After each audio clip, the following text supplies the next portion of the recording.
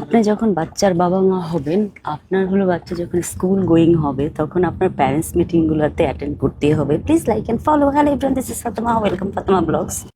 সকাল সকাল উঠে এই যে আমি মা হয়েছি, আমি আমার বাচ্চাদের টেক কেয়ার করবো, বাচ্চাদের সাথে খেলা করবো, এটাই তো আমার কাজ। কিন্তু অনেকে এটাকে ভাবে কি যে এটা কোনো কাজের মধ্যেই পড়ে না। এটা অবশ্যই একটা কাজের মধ্যে পড়ে, যেই কাজটা 24/7 আপনার কোনো হলো মানে আপনি কোনো জব করবেন না, কিন্তু এটা আপনার একটা বিশাল জবে পরিণত হবে, যেখানে আপনি কোনো টাকা পয়সা পাবেন না, শুধু আপনার দায়িত্ব পালন করতে হবে। সো এটা আপনার লাইফের সবচেয়ে বড় ইনভেস্টমেন্ট। তবে সবচেয়ে ফানি জিনিস যেটা, আমার বাচ্চারা ইদানিং আপনার ফুটবল খেলতে এত পছন্দ করে, ওদের সাথে সাথে আমিও পছন্দ করি। তবে একটা জিনিস আমি সবসময় শিখেছি, সেটা হলো আপনি মা হলে অবশ্যই অ্যাক্টিভ হতে হবে। অ্যাক্টিভ হলে আপনার বাচ্চারাও অ্যাক্টিভ হবে। কারণ কি, আপনি যখন বসে বসে গ্যাজেট দেখবেন, আপনার বাচ্চারাও গ্যাজেট দেখবে। আপনি যখন বাচ্চাদের সাথে অ্যাক্টিভিটি করবেন, বাচ্চারাও অ্যাক্টিভিটি করবে। সো সায়ান যারাকে এখানে রেখে আমি যাচ্ছি হলো রান্না করতে, কারণ আজকে আমার তাড়াতাড়ি রান্না করতে হবে। যেহেতু জায়নের স্কুলে আজকে প্যারেন্টস মিটিং আছে, সো আমাকে খুব তাড়াতাড়ি যেতে হবে। সেই জন্য হলো আমি এখন রান্নাটা আগে কমপ্লিট করব। সো এখন হলো সায়ান যারা ওরা খেলাধুলা করছে, আমি ওদেরকে ফুটবলটা দিয়ে এসেছি, আর আমি চলে যাচ্ছিলাম রান্নাঘরে। তবে হ্যাঁ, যারা সায়ানকে ছাড়া থাকতে পারে না, সায়ান যারাকে ছাড়া থাকতে পারে না। আর আমি হলো রান্নাঘরের রান্না ছাড়া থাকতে পারি না, কারণ আমাদের 3টা বাচ্চা, সবাইকে আমার খাওয়াইতে হবে। আর আমি সবসময় চাই আমার বাচ্চারা হেলদি ফুড খাক, বাসার ফুড খাক।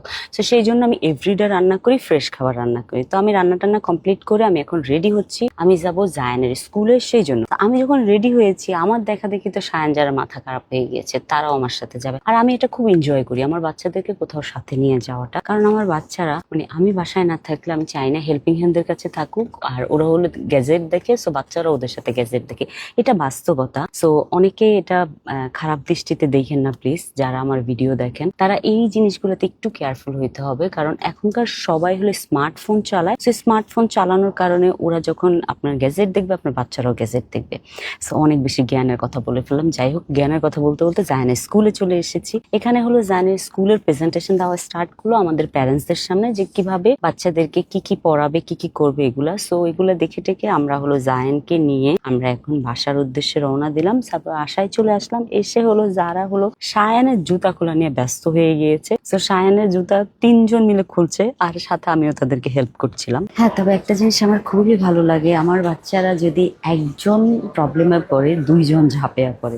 এটা ঠিক প্রবলেম না, একজন আরেকজনের টেক কেয়ার করতে তারা খুবই পছন্দ করে, আর আমি এটা খুব এনজয় করি। আমি যে আমার সব বাচ্চাগুলো মিলেমিশে থাকুক, আর তাদের মধ্যে একটা সুইট বন্ধন থাকুক, যেই বন্ধনে আমরা আমি আর আমার হাজবেন্ড বুড়ো বুড়ি হইলে যেন তারা সবসময় আমাদের টেক কেয়ার এভাবেই করে। সো আমি চাই সবসময় আমার বাচ্চারা খুবই ভালো থাকুক। মা হিসাবে এটা আমি আল্লাহর কাছে সবসময় চাই। আর আপনারাও প্লিজ আমার বাচ্চাদের জন্য দোয়া করবেন। তো বাচ্চাদেরকে খাবার দাবার খাওয়াইয়ে হলো আমার মনে হলো আমি একটু কফি খাবো। সো আমি রিক্সা দিয়ে বের হয়েছিলাম। আমার ছেলে বলতেছিল যে মাম্মা, আমি কিন্তু কফি খাবো না, আমি স্টেক খাবো। তা আমি বললাম ঠিক আছে, স্টেক খাও, কোনো সমস্যা নেই। আমার জায়ান না যেটা চায়, আমি কেন জানি এটা বারণ করতে পারি না। আর আমার ছেলেটা তো মাশাআল্লাহ অনেক সুইট, সে খুব রেয়ার আমার কাছে কিছু চায়, খেলনা ছাড়া, খাওয়ার বিশেষে খুব রেয়ার চায়। তো সে যখনই চায় তখনই, আমি কখনোই বারণ করি না। তো তার ফেভারিট স্টেক সে অর্ডার দিয়ে দিল তার পছন্দ মতো। এই যে নিয়ে বসে আছে, এখন আমাকে বলতেছে যে আমি কিন্তু কেটে খেতে পারবো না, তুমি কেটে খাওয়াবা। তা আমি বললাম তোমার বাবাই আমারটাকে তোমার বাবাই আমাকে স্টেক কেটে খাওয়ায়, আমি তোমাকে কিভাবে খাওয়াবো? পরে বলে তুমি পারবা, তুমি মাম্মা হয়েছো কেন? এই ডায়লগ যখন দেয় না, তখন আমার অনেক বেশি হাসি আসে। আমার মনে হয় আসলে আমি মাম্মা হয়েছি কেন। সো স্টেকের পরে ওরা আবার আমাদেরকে কমপ্লিমেন্টারি ডেজার্ট দিল, জুস দিল, খাইলাম। খেয়ে দিয়ে আমরা এখন বাসায় চলে যাবো। সব কিছু মিলে আজকের দিনটা খুবই ভালো গিয়েছে। Thank you so much for watching my video. Bye, আল্লাহ হাফেজ।